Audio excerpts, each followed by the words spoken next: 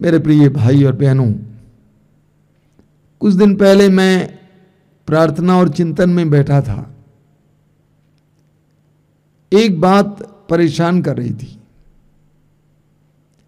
आज दुनिया कितना तरक्की की है।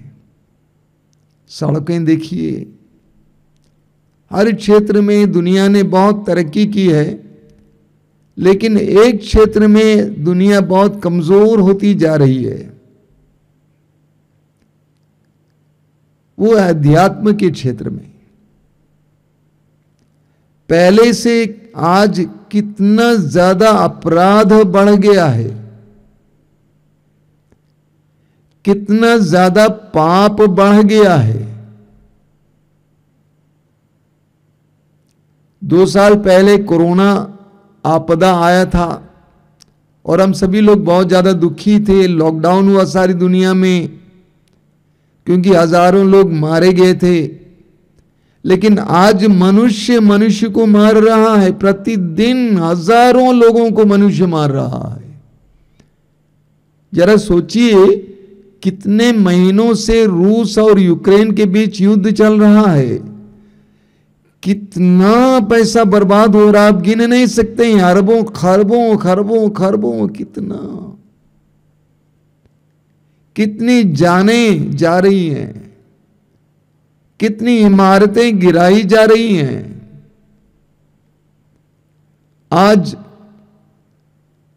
फिलिस्तीन और इस्राएल के बीच में युद्ध चल रहा है। कितने मासूम बच्चे मारे जा रहे हैं। ऐसा क्यों है? एक तरफ मनुष्य अपने आप को ज्यादा विकसित, सभ्य और शिक्षित मानता है, तो दूसरी तरफ अपराध बढ़ते जा रहा है। ऐसा क्यों है? क्योंकि मनुष्य ने अपराध बोध खो दिया है। मनुष्य ने अपराध बोध खो दिया है। पुराने जमाने में लोगों के पास विवेक था। वे भलाई और बुराई को परख पाते थे, पाप और पुण्य को परख पाते थे। लेकिन आज मनुष्य का पाप बोध और अंतःकरण एक तरह से मर गया है, और दूसरी तरफ मनुष्य भोग भी रहा है। इतनी सारी बीमारियां, इतने सारे अस्पताल, इसके बावजूद कितनों की मौत हो रही है। ऐसा क्यों? हमें बचपन में सिखाया गया कि अगर तुम पाप करोगे प्रभु मारेगा, झूठ बोलोगे प्रभु मारेगा। लेकिन बाइबल में हमें ये नहीं सिखाया जाता, कम से कम नए विधान में ये नहीं सिखाया जाता है। नए विधान हमें ये सिखाता है कि प्रभु पापियों से प्यार करता है। प्रभु यीशु ने स्वयं कहा, जो खो गया था मानव पुत्र उसी को ढूंढने और बचाने आया है। लूकास अध्याय 19 वाक्य 10। सच्चाई क्या है? सच्चाई यह है कि पाप मनुष्य को मार रहा है। पाप ही मनुष्य को मार रहा है। एजेकियल नबी का ग्रंथ अध्याय 18 वाक्य 14 में प्रभु कहते हैं, जो पाप करेगा वो मरेगा। जो पाप करेगा वो मरेगा। एजेकियल नबी अध्याय 14 वाक्य 30 में प्रभु कहते हैं, तुम मेरे पास लौटकर अपने सब पापों को त्याग दो, कहीं ऐसा ना हो कि तुम्हारे अपराधों के कारण तुम्हारा विनाश हो जाए। तुम्हारे अपराधों के कारण तुम्हारा विनाश हो जाए। पाप मनुष्य को मारता है। जैसे कैंसर अंदर रहता है, वो कैंसर धीरे धीरे पूरे मनुष्य के शरीर को अपनाता है, हड़प लेता है और मार डालता है मनुष्य को। उसी तरह जब तक पाप हमारे अंदर है वो हमें कैंसर की तरह मार डालेगा। रोमियो के पत्र की अध्याय 6 वाक्य 23 में संत पौलुस हमें बताते हैं, बार बार हमें वचन सुनते हैं, पाप का वेतन मृत्यु है। मनुष्य पाप करते जाता है, जितना वो पाप करते जाता है उतना उसका वेतन भी बढ़ता जाता है, वो मौत की ओर अग्रसर होता बढ़ रहा है। तो सच्चाई यह है कि पाप ही मनुष्य को मारता है। लूकास के सुसमाचार के अध्याय 13 वाक्य 3 और 5 में प्रभु कहते हैं,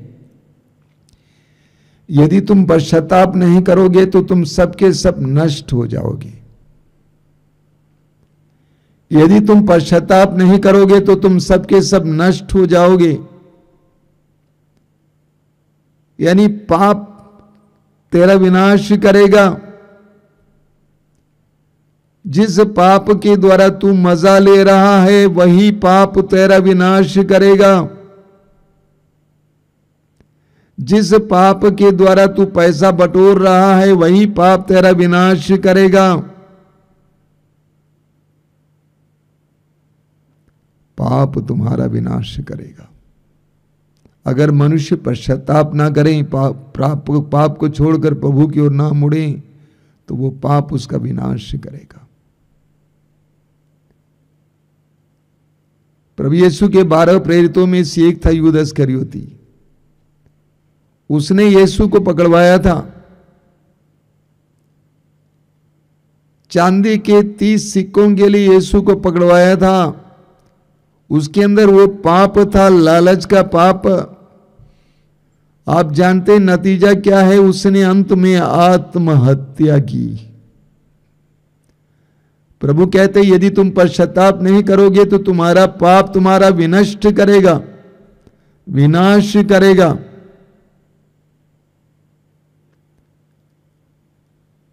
पाप हमारे स्वभाव और स्वरूप को बदल देता है, बिगाड़ देता है। 1-2 साल पहले एक पत्रिका में मैं एक लड़के का साक्ष्य सुन रहा था।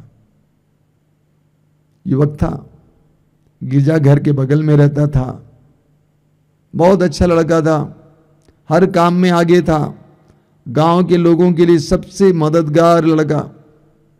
सभी लोग बहुत चाहते थे और प्यार करते थे। लेकिन अचानक उसके माँ बाप ने देखा कि ये लड़का चुप हो रहा, मौन हो रहा है और अपने कमरे में छिप रहा है। बाहर नहीं जाता, गिरजाघर नहीं जाता था, किसी से मिलना जुलना नहीं चाहता था, बहुत ज्यादा चिड़चिड़ापन था उसके अंदर। उसके माँ बाप उसको पकड़कर वहां की पल्ली पुरोहित, वहां के फादर के पास ले गए और इस फादर को वो बहुत मानता था। उससे बातचीत के दौरान पता चला कि वह इन दिनों अश्लील चित्र देखने लगा है मोबाइल के द्वारा और वो उसी में खो गया। उसके अंदर इतनी दोष भावना आ गई कि उसको बाहर निकलने की इच्छा नहीं हो रही थी। पाप ने कैसे उस सुंदर लड़के को, उस अच्छे युवक को बर्बाद कर डाला। पाप हमारे स्वभाव और स्वरूप को बिगाड़ देता है। रोमियो के पत्र के अध्याय 3 वाक्य 23 में संत पौलुस कहते हैं, सब ने पाप किया और सभी ईश्वर की महिमा से वंचित हो गए। बाइबल हमें बताती है कि ईश्वर ने मनुष्य को अपना प्रतिरूप बनाया। ईश्वर ने मनुष्य को अपना प्रतिरूप बनाया, अपने जैसा बनाया, अपना सदृश्य बनाया, अपने सदृश्य बनाया। लेकिन जब मनुष्य पाप करता है उसका स्वभाव और स्वरूप बिगड़ जाता है। उसका स्वभाव और स्वरूप बिगड़ जाता है। जरा उदाहरण लीजिए उत्पत्ति ग्रंथ के अध्याय 3 में आदम और एवा का कहानी है, लेकिन बहुत ही गहरी और अर्थपूर्ण कहानी है। आदम और एवा के बारे में वचन में लिखा हुआ कि ईश्वर ने अपना प्रतिरूप बनाया, अदन बगान के मालिक बनाया। लेकिन आदम और एवा ने पाप किया तो वचन में लिखा हुआ है कि उनकी आंखें खुल गई और उन्होंने देखा कि वे नंगे हैं। वे नंगे हो गए, खोखले हो गए, उद्देश्यहीन हो गए, अर्थहीन हो गए, खाली हो गए। और वचन में लिखा हुआ कि वे डर गए, भाग गए ईश्वर से, पेड़ों के पीछे छिपने लगे। कैसे इंसान का स्वभाव बिगड़ जाता है जब पाप उसके अंदर आ जाता है। पाप इंसान के स्वभाव को ही बिगाड़ देता है। हम पढ़ेंगे स्तोत्र 38 में, स्तोत्र 38 उसके वाक्य 4 से हम पढ़ेंगे। वचन में लिखा हुआ है, मेरे पाप के कारण मेरी समस्त हड्डियां छीज रही हैं। मेरे पाप के कारण मेरी समस्त हड्डियां छीज रही हैं। मेरे अपराधों का ढेर मेरे सिर से भी ऊंचा हो गया है। भारी बोझ की तरह मैं उन्हें ढोने में असमर्थ हूं। मेरी मूर्खता के कारण मेरे घावों में पीप पड़ गई और उनसे दुर्गंध आती है। मैं झुक गया हूं, अत्यंत दुर्बल हूं और दिन भर उदास चलता फिरता हूं। मेरी कमर में जलन है, मेरा शरीर अस्वस्थ है। पाप की अवस्था में एक इंसान की क्या दशा होती है, यहां पे बताया गया है। वही इंसान जो स्वस्थ था, अच्छा था, कैसे कैसे पाप ने उसको बिगाड़ डाला है। तो पाप हमारे स्वभाव और स्वरूप को बिगाड़ देता है। पाप एक फंदा है। इब्रानियों के पत्र के अध्याय 12 वाक्य 1 में लिखा हुआ है, पाप मनुष्य को उलझाता है। पाप के द्वारा शैतान मनुष्य को उलझाता है और जो मनुष्य पाप करने लगता है वो उलझते जाता है, वह उलझते जाता है। इसीलिए यूहन्ना के सुसमाचार के अध्याय 8 वाक्य 34 में प्रभु यीशु कहते हैं, जो पाप करता है वो पाप का दास है, पाप का गुलाम बन जाता है। पाप जैसा चाहे वैसे उससे कराता है। पाप जहां चाहे वहां उससे ले जाता है। मैं जो कह रहा हूं सच्चाई है कि नहीं बताइए। जब मनुष्य पाप करने लगता है वो उसमें उलझते जाता है और पाप उसको जहां चाहे ले जाता है। न चाहते हुए भी वो दारू के अड्डे तक पहुंच जाता है, न चाहते हुए भी वो वेश्या के पास पहुंच जाता है। क्या क्या नहीं कराता है पाप और शैतान। पाप मनुष्य को एक फंदे में डालता है, उसको अशांत कर देता है, उसको विह्वल कर देता है, उसको परेशान कर देता है। स्तोत्र 38 वाक्य 19 में स्तोत्रकार कहता है, राजा दाऊद कहता है, मेरे पापों के कारण मैं अशांत हूं। मेरे पापों के कारण मैं अशांत हूं। नबी योना का उदाहरण लीजिए। ईश्वर ने योना से कहा कि निनेवे नगर जाकर वहां की जनता को पश्चाताप के लिए आह्वान करो, क्योंकि मैं 40 दिन के बाद उस नगर को नष्ट करने वाला हूं। लेकिन योना नबी ईश्वर की वाणी के विपरीत जाता है। ईश्वर ने कहा निनेवे जाओ, लेकिन योना कहां गया? उल्टी दिशा में, तर्शीश की ओर चल पड़ा। पानी के जहाज में, पानी का जहाज उसके इंतजार में था, जाके बैठ गया। जहाज आगे बढ़ा, वचन में लिखा हुआ कि ईश्वर ने समुद्र में तूफान भेजा। ईश्वर ने समुद्र में तूफान भेजा क्योंकि योना उस जहाज में था। प्रभु की आज्ञा का उल्लंघन करते हुए वो जहां गया वहां पर अशांति आई। सूक्ति ग्रंथ के अध्याय 13 वाक्य 21 में हम पढ़ते हैं, विपत्ति पापी का पीछा करती है। सूक्ति अध्याय 13 वाक्य 21, विपत्ति पापी का पीछा करती है, पापी जहां कहीं भी जाए विपत्ति उसके पीछे पीछे चलेगी। योना ने सोचा कि मैं जहाज में अब लेट गया हूं, अब ईश्वर मुझे भूल गया है, किसी और को पकड़ लेगा। नहीं, विपत्ति पापी का पीछा करती है। पाप कितना भयानक है मेरे भाई और बहनों, वो एक फंदा है। कई लोग इस दुनिया में पाप के उस फंदे में फंस गए हैं, उलझ गए हैं। प्रभु को धन्यवाद कि कुछ लोगों को मौका मिल जाता है इस तरह के कार्यक्रमों में भाग लेने के लिए, या तो ऐसे आश्रमों में आने के लिए और प्रभु के सामने बैठने के लिए कि प्रभु उनको उस फंदे से बाहर लाए। मैं एक बेटी को जानता हूं जो इतनी बुराई में जी रही थी, उसने कहा कि 12 पैकेट सिगरेट एक दिन में वो फूंक देती थी और नशे की इंजेक्शन लेती थी, बियर पिया करती थी, बुराई पर बुराई करती जाती थी। प्रभु को धन्यवाद कि प्रभु ने उसको एक अच्छी संगति दी और प्रभु ने हमारे वचनों को सुनने के लिए मौका दिया।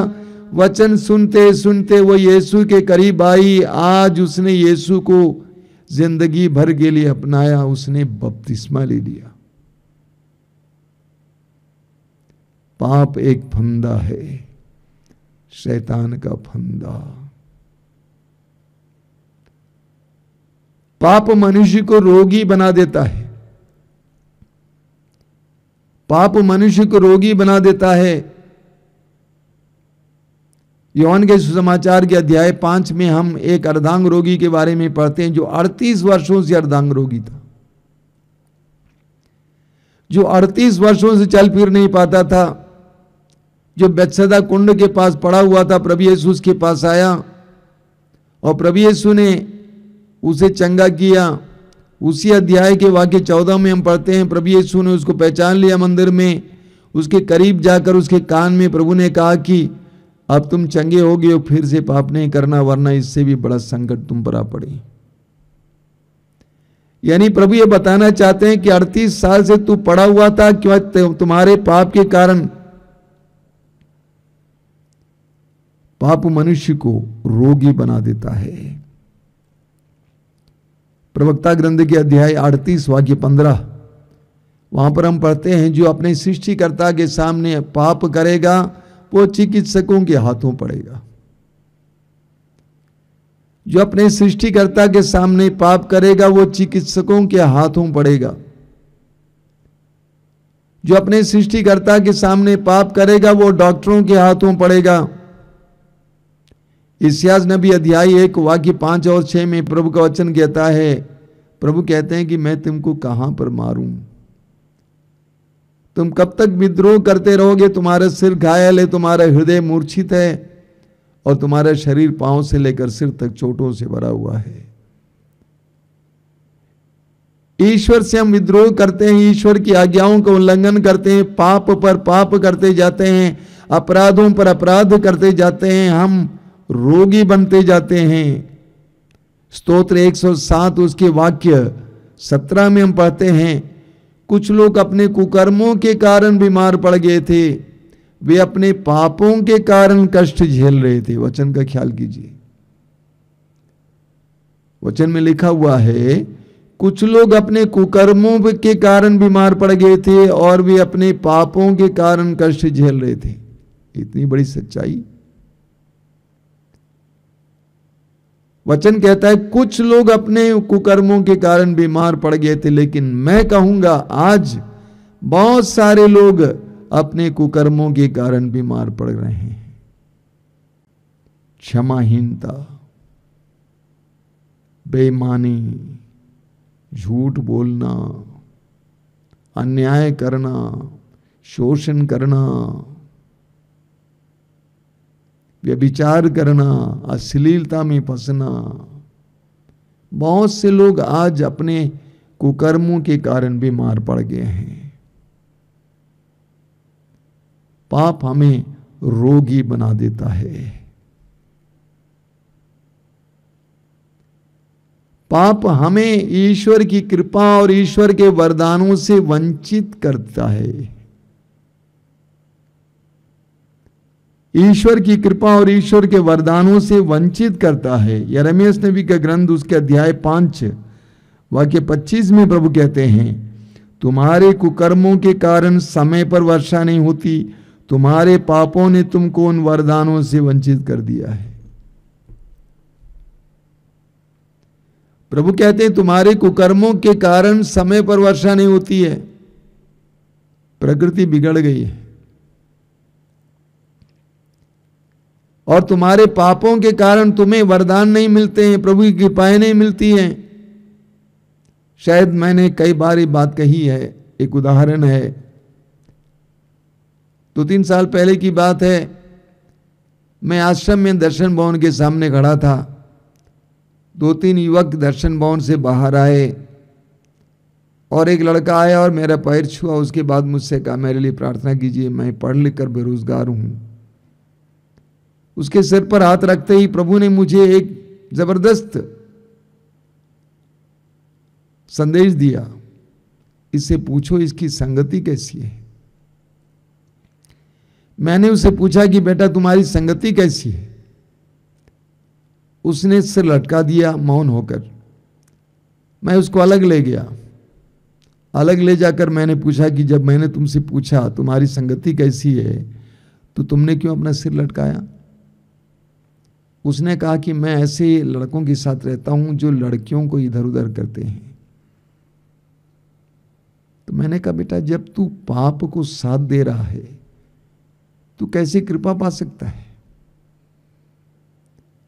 तू पाप को साथ दे रहा है, तू कैसे कृपा पा सकता है। दानियल का ग्रंथ अध्याय 9 में दानियल रो रो कर प्रभु के सामने प्रार्थना करता है कि प्रभु हमने पाप किया इसीलिए हमें ये सब भोगना पड़ रहा है। हमारे पूर्वजों ने पाप किया इसीलिए हमें ये सब भोगना पड़ रहा है। पाप हमें ईश्वर की कृपा और वरदानों से वंचित करता है। कई साल पहले जम्मू में एक कार्यक्रम में गया था, बहुत बड़ी सभा थी। एक माताजी ने अपना साक्ष्य सुनाया। मुझसे मिल नहीं पाई तो किसी और से बताया कि स्वामी जी को बताना। मेरी बहू पहली बार गर्भवती हुई तो उसने सोनोग्राफी किया और उसको पता चला कि ये लड़की है तो उसने उसको गिरा दिया। फिर दूसरी लड़की हुई, फिर ऐसा ही किया। उसने देखा कि लड़की है, उसने गिरा दिया। फिर गर्भवती हुई, फिर देखा कि लड़की है, उसको गिरा दिया, अबॉर्शन करा दिया।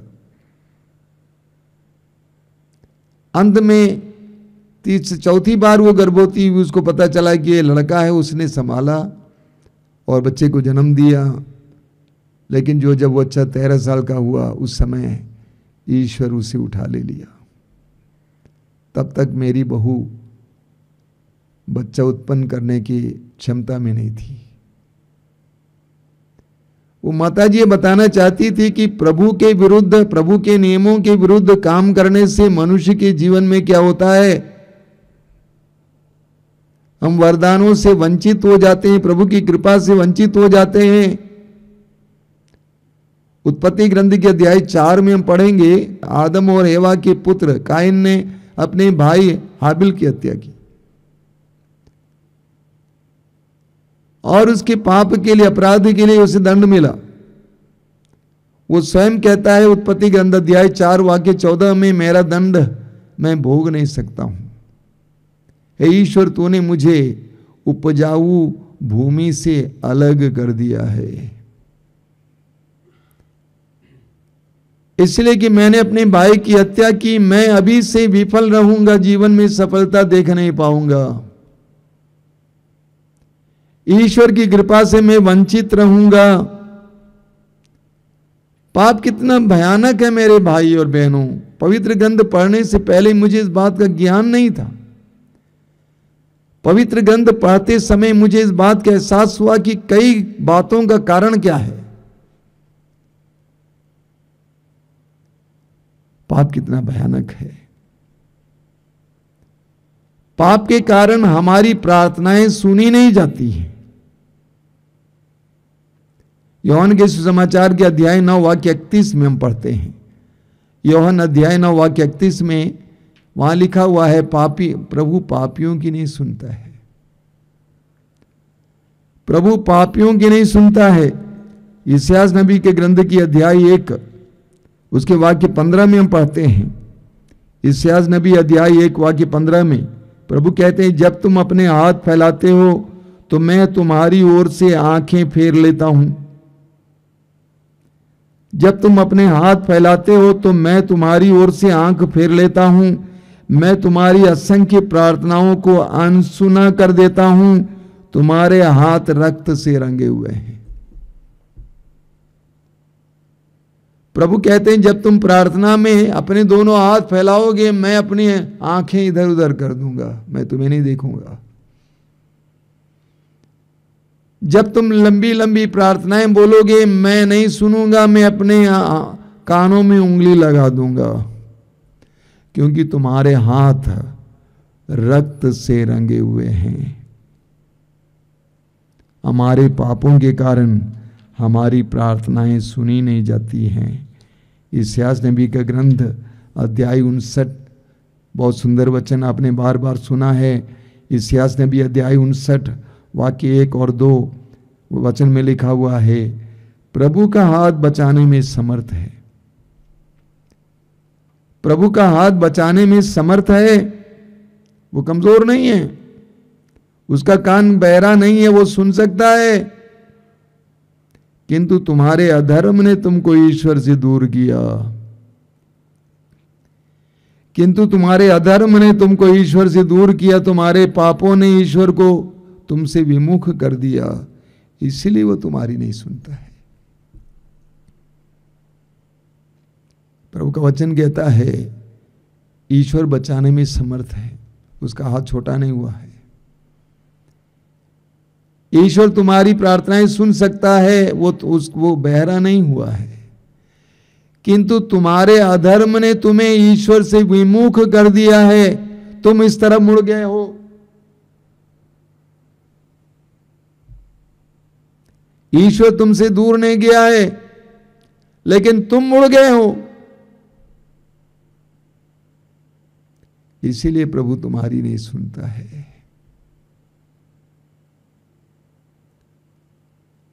जब तक हमारे अंदर पाप है, हमारी प्रार्थनाओं में दम नहीं है, जब तक पश्चाताप ना आवे। पाप कितना भयानक है। पाप का असर आगामी पीढ़ी पर भी पड़ता है। पाप का असर आगामी पीढ़ी पर भी पड़ता है। हम शोक ग्रंथ में पढ़ते हैं, शोक ग्रंथ अध्याय 5 वाक्य 7 में वचन में लिखा हुआ है, शोक ग्रंथ अध्याय 5 वाक्य 7, हमारे पूर्वजों ने पाप किया और वे मर चुके हैं और उनकी अपराधों का फल हम भोग रहे हैं। हमारे पूर्वजों ने पाप किया और वे मर चुके हैं, लेकिन उनके अपराधों का फल हम भोग रहे हैं। एक सच्चाई है, वास्तविकता है। हमारे माँ बाप की भलाई में हम सहभागी होते हैं, अच्छे नाम में हम सहभागी होते हैं, उसी तरह बुरे नाम में भी सहभागी होते हैं। निर्गमन ग्रंथ अध्याय 20 वाक्य 5 में लिखा हुआ है, जो मुझसे बैर करते हैं मैं उनकी संतानों को 3री और 4थी पीढ़ी तक दंड दूंगा। होता है, मां बाप के पाप का असर हमारे ऊपर पड़ता है। सूक्ति ग्रंथ के अध्याय 15 वाक्य 27 में लिखा हुआ है, पाप की कमाई एकत्र करने वाला अपने घर को संकट में डालता है। पाप की कमाई एकत्र करने वाला अपने घर को संकट में डालता है, अपने परिवार को संकट में डालता है। आदम और हेवा ने ईश्वर की आज्ञा का उल्लंघन किया, उनके पाप का असर उनके बच्चों पर पड़ा। काइन ने हाबिल की हत्या की। दाऊद ने ईश्वर के विरुद्ध पाप किया, व्यभिचार किया, उस नारी के पति को धोखे से मरवा दिया और उसका असर उसके परिवार पर पड़ा। दाऊद का एक बेटा अपनी बहन के साथ बलात्कार करता है और दूसरा बेटा उस बेटे को मार डालता है। विपत्ति पर विपत्ति आ जाती है।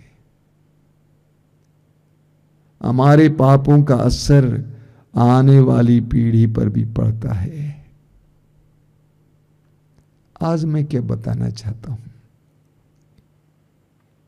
इस संसार की बहुत सारे दुख कष्ट पीड़ाओं का एक मुख्य कारण मनुष्य का पाप है। यही कारण है जब प्रभु यीशु ने सुसमाचार की घोषणा का काम शुरू किया। मार्कुस अध्याय 1 वाक्य 14 और 15 और मत्ती अध्याय 4 वाक्य 17 में हम पढ़ते हैं, प्रभु की पहली घोषणा यह थी, पश्चाताप करो।